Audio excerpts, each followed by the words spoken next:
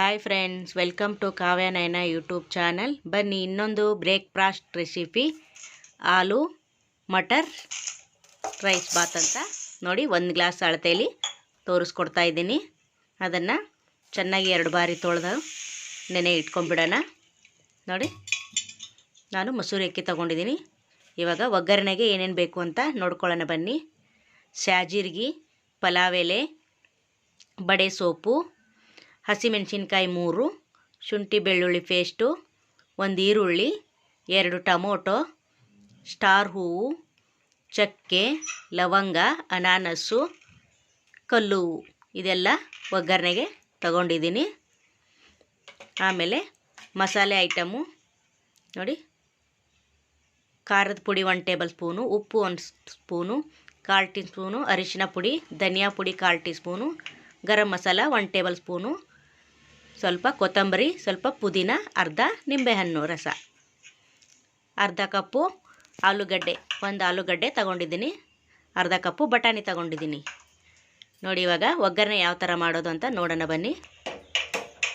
ಒಲೆ ಹಚ್ಕೊಂಡು ಪಾತ್ರೆ ಇಟ್ಕೊಳ್ಳೋಣ. 3-4 ಟೇಬಲ್ ಸ್ಪೂನು ಎಣ್ಣೆ ಹಾಕ್ಕೊಳ್ಳೋಣ.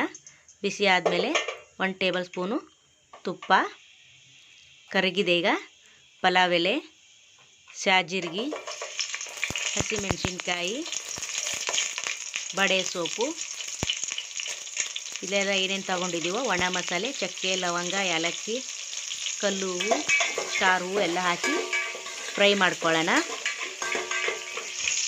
ದಿನ ಬೆಳಗ್ಗೆ ಏನು ಮಾಡೋದು ಅಂತ ಯೋಚನೆ ಇರುತ್ತೆ. ಇದೊಂದು ಸಲ ಟ್ರೈ ಮಾಡಿ ನೋಡಿ ಯಾವ ಥರ ಬಂದಿದೆ ಅಂತ ಕಮೆಂಟ್ಸ್ ತಿಳಿಸಿ.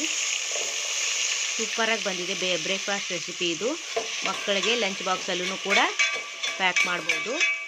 ತುಂಬ ಚೆನ್ನಾಗಿರುತ್ತೆ. ದಿಢೀರ್ನೇ ಆಗೋ ಅಂಥದ್ದು, ಮಸಾಲೆ ಏನು ರುಬ್ಬೋದಂಥದ್ದು ಏನಿಲ್ಲ. ಈಸಿಯಾಗಿರೋ, ಬೇಗನೆ ಮಾಡ್ಕೋಬೋದು. ಆಲೂಗಡ್ಡೆ ಮತ್ತು ಬಟಾಣಿ ಇದ್ದರೆ ಈಸಿಯಾದ ರೆಸಿಪಿ. ನೋಡಿ, ಈರುಳ್ಳಿ, ಟೊಮೊಟೊ, ಅರಿಶಿನ, ಉಪ್ಪು ಹಾಕಿ ಫ್ರೈ ಮಾಡ್ಕೋತಾ ಇದ್ದೀನಿ.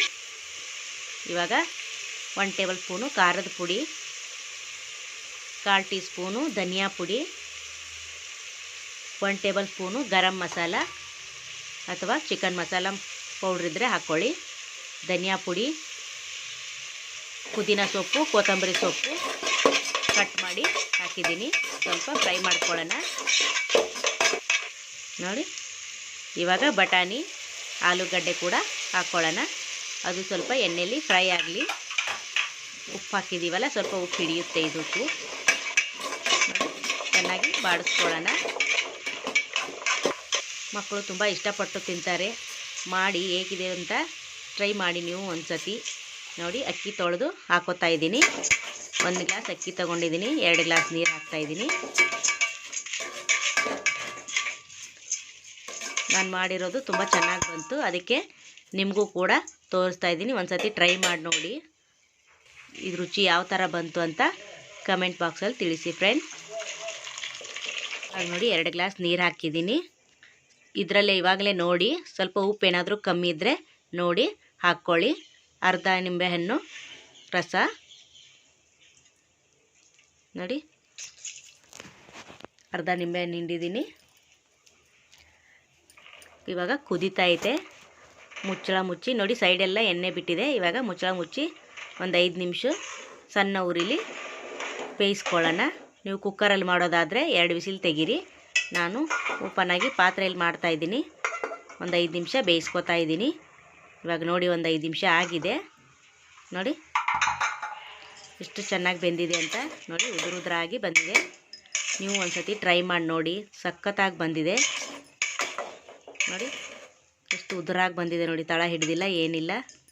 ನೋಡಿ, ಸೂಪರಾಗಿ ಬಂದಿದೆ. ಇವಾಗ ತಟ್ಟೆಗೆ ಸರ್ವ್ ಮಾಡ್ಕೊಳ್ಳೋಣ. ನೋಡಿ, ತಟ್ಟೆಗೆ ಸರ್ವ್ ಮಾಡಿದ್ದೀನಿ. ನೋಡಿ, ಸೂಪರಾಗಿ ಬಂದಿದೆ ಫ್ರೆಂಡ್. ನೀವು ಒಂದು ಸತಿ ಮನೇಲಿ ಟ್ರೈ ಮಾಡಿ. ಪ್ಲೀಸ್ ನಮ್ಮ ಚಾನಲ್ನ ಸಪೋರ್ಟ್ ಮಾಡಿ. ನನಗೆ ಯಾರ್ಯಾರು ಕಮೆಂಟ್ ಮಾಡ್ತಾಯಿದ್ರೆ ಅವ್ರಿಗೆಲ್ಲರಿಗೂ ಧನ್ಯವಾದಗಳು. ಪ್ಲೀಸ್ ನಮ್ಮ ಚಾನಲ್ನ ಲೈಕ್ ಮಾಡಿ, ಶೇರ್ ಮಾಡಿ, ಕಮೆಂಟ್ ಮಾಡಿ, ಸಬ್ಸ್ಕ್ರೈಬ್ ಮಾಡ್ಕೊಳ್ಳಿ. Thank you for watching. ನಮಸ್ಕಾರ.